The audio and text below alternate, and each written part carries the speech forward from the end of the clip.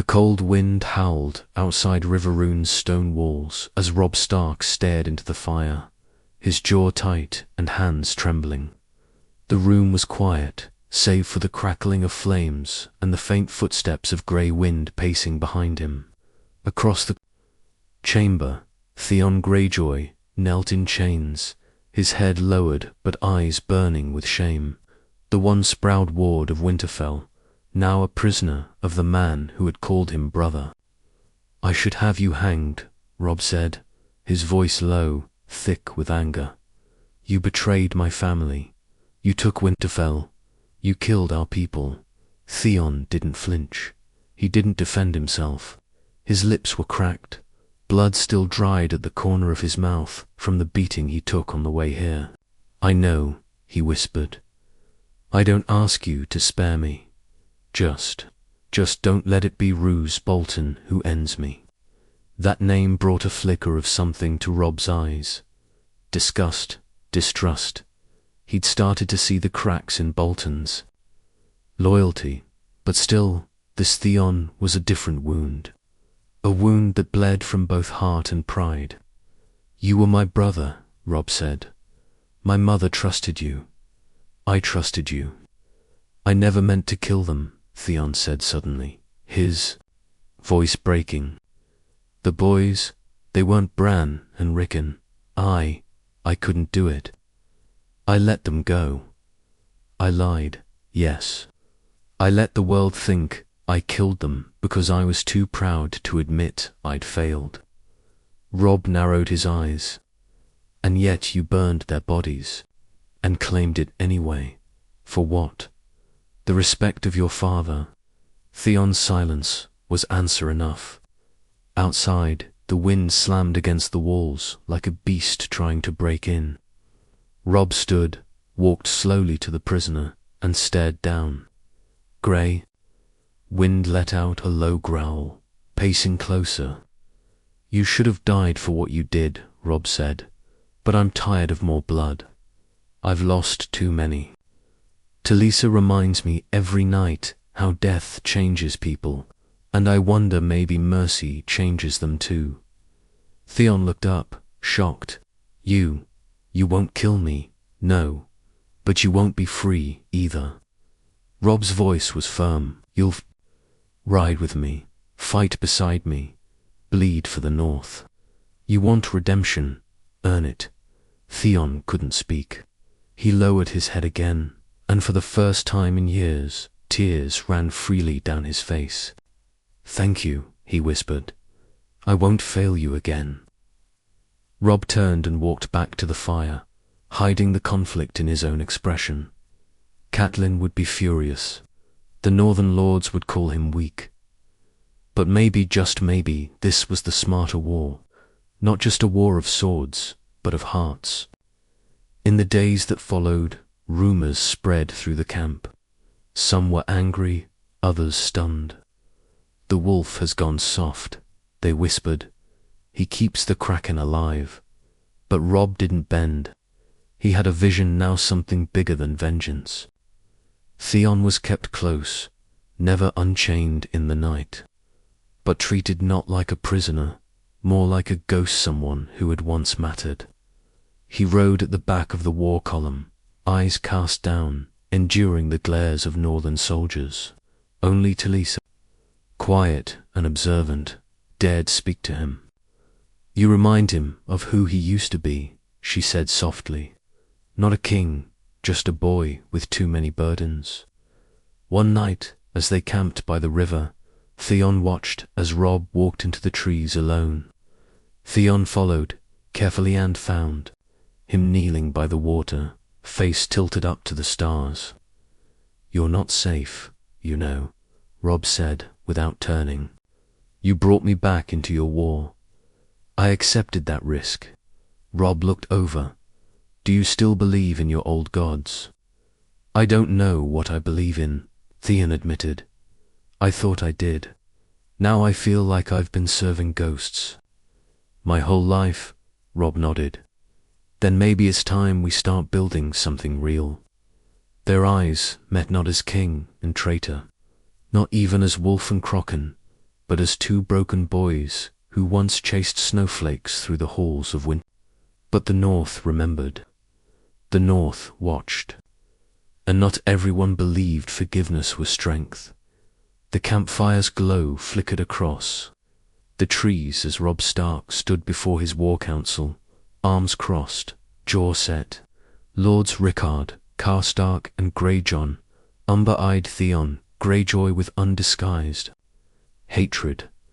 Theon stood at the edge of the tent, silent, chained at the wrists still, but dressed in northern armor. His presence was a silent challenge to the old rules. "This is madness," Lord Karstark growled, slamming his hand on the table. "You would let the murderer of your kin ride among us?" After what he did, Robb didn't flinch. He didn't kill Bran and Rickon. That's been confirmed. "He took Winterfell," Karstark snapped. "He flayed our men. He betrayed your house." "He was raised by my father," Robb said, voice controlled but icy. "He lost himself trying to prove something to his own kin. I won't excuse it, but I see what he's become. He's not the same boy who did those things." Greyjoy snorted. "You think a few tears and a broken spirit makes him worthy of redemption?" "No," Robb said, "but we're bleeding allies. The Freys doubt us. The Lannisters grow bolder. The Boltons, I no longer trust them. We need every edge we can get." Karstark's eyes flared. "You speak of trust while you coddle a traitor." The silence in the tent stretched tight. Robb stared into Karstark's eyes. "You lost your sons. I know what that pain feels like. But I won't let vengeance blind me from the future of the North." Karstark spat on the ground and stormed out. Theon kept his eyes on the floor. He didn't speak, didn't move. Every breath he took felt like a sin among these men. He wasn't just unwanted, he was hated. But Robb had given him a chance. And for once in his life, Theon didn't want to run from the weight of a decision. That night, as the camp settled, Talisa brought bread and water to Theon's tent. She didn't speak until he looked at her, confused by the kindness. "Robb believes in you," she said quietly, "but belief can be dangerous when it stands alone." Theon nodded slowly. "I don't deserve it." "No," she agreed. "But sometimes it's not about what you deserve. It's about what you do next." 2 days later, word came of a Lannister outpost, nearby poorly guarded, but rich in supplies. Robb saw it as an opportunity to strike quickly. He named Theon to ride with him. "Are you sure?" Theon asked, surprised. Robb gave him a look. "I said you would bleed for the North. Time to prove I wasn't wrong." The raid was swift and brutal. Steel clashed in the dead of night, and the Lannister men fell like wheat. To the scythe, Theon fought like a man possessed, slick with blood, eyes wild, desperate. He took a spear to the shoulder and kept swinging. When one of the northern soldiers nearly fell to a crossbowman, Theon threw himself in the way, taking the bolt in his side. By dawn, the camp was theirs. Robb knelt beside Theon as they tended his wounds. "You're either the bravest man I know," he said with a faint smile, "or the stupidest." Theon winced, then smirked weakly. "Maybe both." For the first time since Winterfell fell, Theon felt something strange, a flicker, a chance. Around him, a few soldiers nodded in reluctant respect. One even patted his arm before walking off. But in the shadows of the forest, Roose Bolton watched with quiet calculation. His eyes followed Robb and Theon like a hawk. Watching, pray. Forgiveness, he thought, was a sweet illusion. And fools who believed in it died with their dreams still warm. The game was changing. The war wasn't just for the crown. It was now a battle of ideals. Brotherhood, betrayal, and the cost of mercy in a land built on revenge. The days grew colder as Robb's army moved northward, aiming to reconnect with remaining loyal bannermen. Supplies were short, tempers shorter. Yet among the frost and hardship, word of Theon's bravery during the Lannister raid began to circulate. Some still spat at the mention of his name, but others, especially younger soldiers who hadn't lived through Winterfell's fall, looked at him with cautious curiosity rather than scorn. Still, for Theon, every step felt like walking on blades. Men would stop talking when he approached. At night, he slept with one eye open, knowing a dagger in the dark was always a possibility. But he didn't complain. He didn't ask for sympathy. He simply followed orders and did what he could to prove he was no longer the coward who had once pretended to be king in a stolen castle. One evening, as the army made camp along a frozen river, Robb summoned Theon to his tent. Talisa sat beside the king, her hands resting gently on her growing belly. She smiled faintly at Theon, and he nodded in return, still awkward in her presence. "I have a task for you," Robb said, unrolling a parchment. "House Chorwyn still holds their seat. They've been hesitant to fully support us, fearing retaliation from the Boltons. I need someone they'd never expect to speak for me." Theon blinked. "You want me to parley with them?" "They know what you did," Robb said, "but they also know what you suffered. Your presence could shake their fears." Theon hesitated. "You trust me with diplomacy." "I trust you to be what they need to see proof that we're not just fighting for vengeance, we're building something better." The journey to Castle Cherwin was short, but no. Theon rode with a small escort, every mile bringing back memories of the north he once betrayed. Snow fell heavily by the time they arrived, and the castle guards looked ready to skewer him on sight. But Lady Cherwin met them at the gate, her grey eyes narrow. "You have the gall to walk here, Greyjoy." "I bring a message," Theon said, lifting the scroll sealed with Robb's sigil, "not as a prince, not as a traitor, but as a man who's trying to fix what he broke." She didn't move at first. Then, slowly, she took the scroll and led him inside. By the fire, she read Robb's offer of protection and unity. She listened, silent, as Theon explained what he had done and what he now tried to undo. "You killed good men," she said coldly. "I know," Theon replied, "and I'll never be forgiven by all. But I'm not asking for that. I'm asking for you to give the North one last chance to stand together before it's too late." There was a long pause. Then, to his surprise, Lady Cherwin spoke softly. "My son died at Winterfell. I blamed you. But now I see clearer. The Boltons have taken more from us than even you did. If Robb Stark still believes in the North, then so do I." When Theon returned with her banner flying beside his horse, Robb greeted him with a rare smile. "You did well, but not..." All faces in the camp were smiling. Roose Bolton stood near the edge of the firelight, his expression unreadable. Beside him, his bastard son, Ramsay, had arrived just days before, scruffy, quiet, and too eager to please. They spoke little, but what they planned was thick in the air, like rot beneath the snow. That night, Roose visited Theon's tent alone.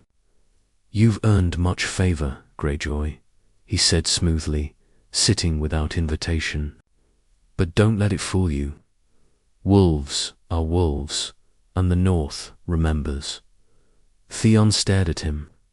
"And what does that make you, Lord Bolton?" "A man who knows patience," Roose said with a thin smile. "Loyalty can be bought, but loyalty, rooted in fear, that never breaks." As he left, Theon felt a chill deeper than the winter air.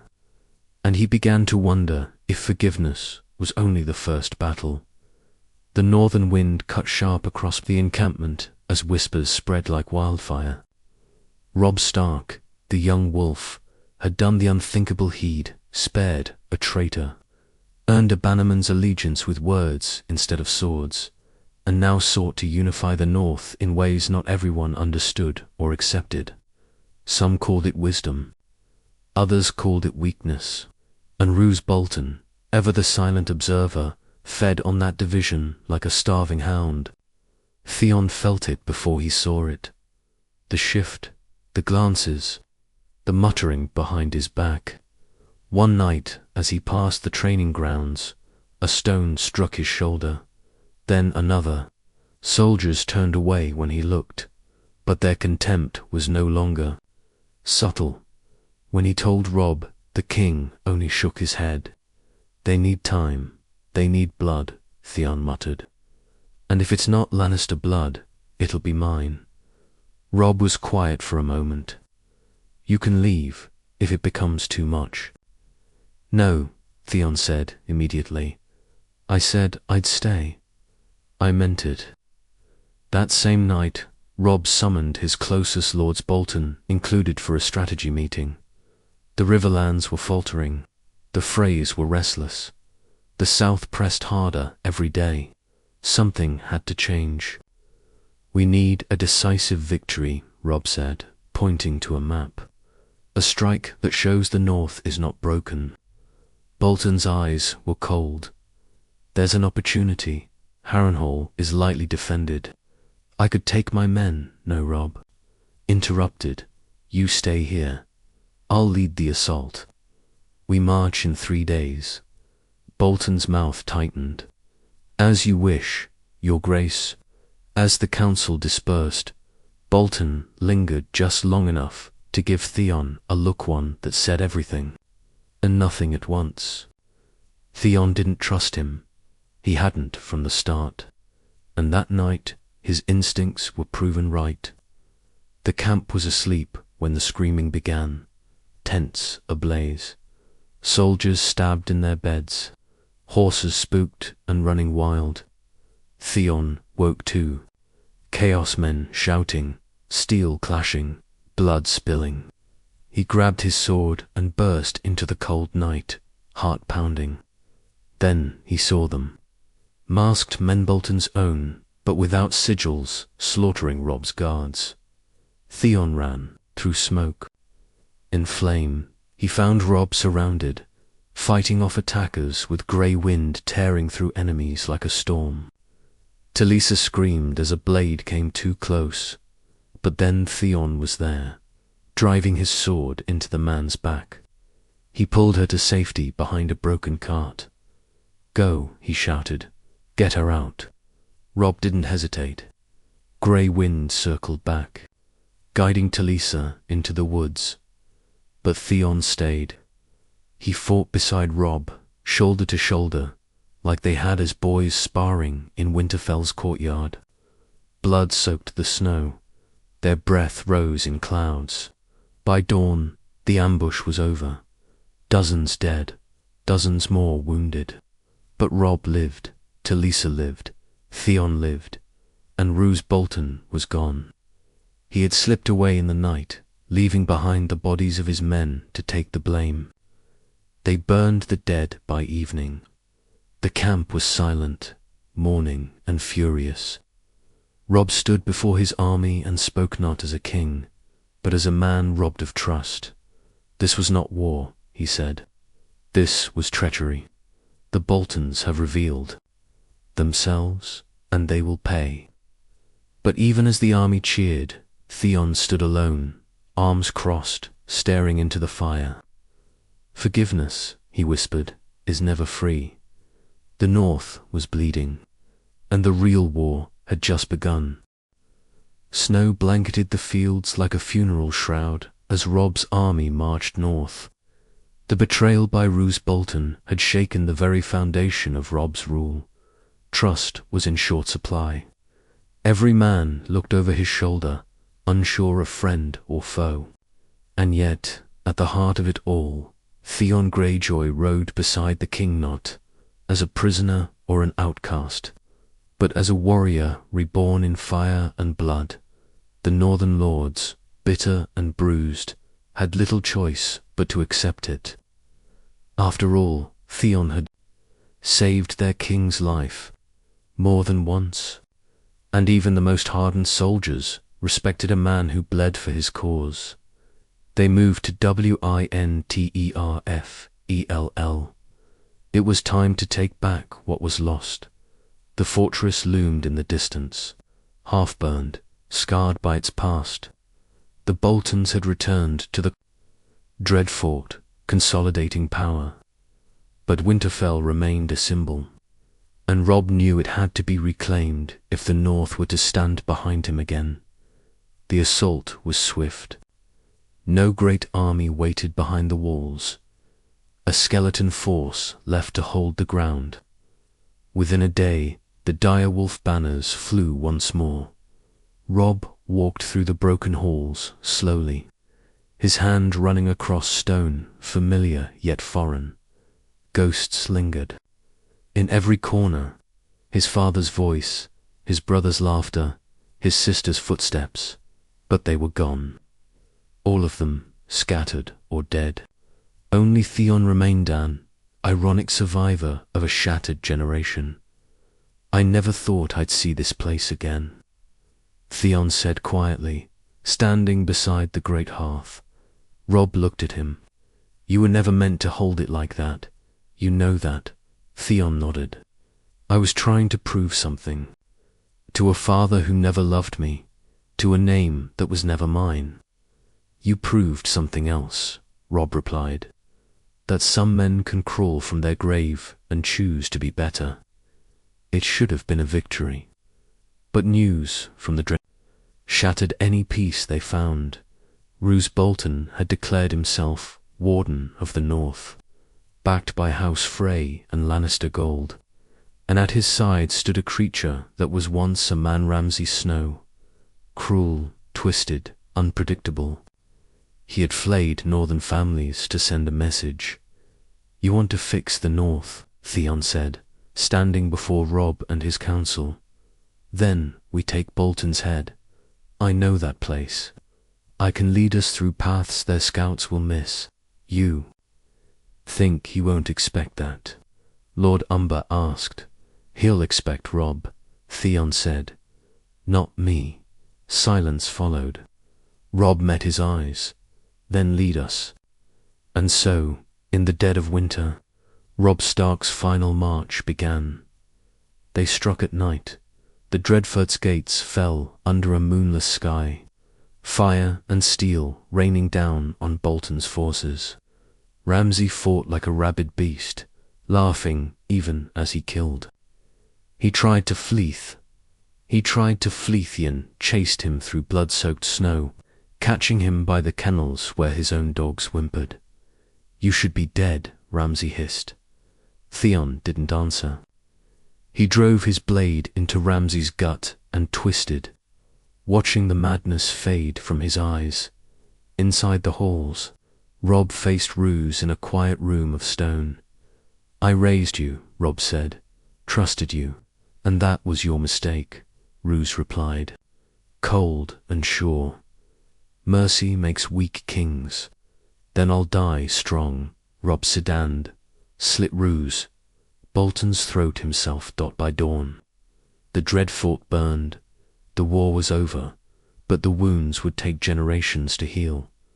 Theon stood beside Robb, at the ramparts, looking out over the white expanse. "You saved the North," Robb said. "No," Theon replied. "I just stopped destroying it." They rode back to Winterfell not as lords and traitors, not as king and subject, but as brothers bound not by blood, but by shared fire.